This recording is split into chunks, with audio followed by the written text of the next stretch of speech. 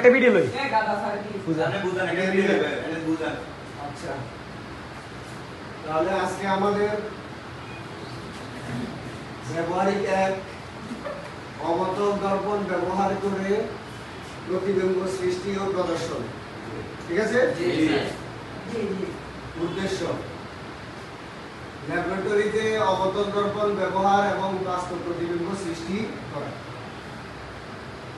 তত্ত্ব, যে গোলীয় দর্পণ অভিসারী ক্ষমতা সম্পন্ন। আমরা জানি অবতল দর্পণ হচ্ছে অভিসারী ক্ষমতা সম্পন্ন, মানে আলোক রশ্মিগুলো বাস্তবিকে এক জায়গায় মিলিত হয়, এক জায়গায় তাহলে অবতল দর্পণ, এবং এর প্রধান ফোকাসের বাইরে লক্ষ্যবস্তু রাখলে বাস্তব প্রতিবিম্ব সৃষ্টি হয়। কোথায় রাখলে? প্রধান ফোকাস হলো প্রধান ফোকাসের বাইরে আমি যদি বস্তু রাখি তাহলে এটা কি বাস্তব প্রতিবিম্ব সৃষ্টি।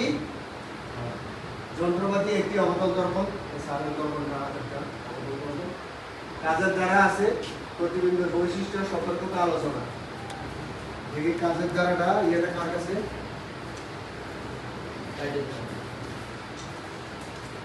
এখানে কাজের ধারার মধ্যে তুমি লিখবে, কাজের ধারার মধ্যে নাম্বার 1 একটি অবতল দর্পণ নেই। কেমন? দর্পণটা নিয়ে আমাদের ল্যাবরেটরি জানালার নিকট দাঁড়াই।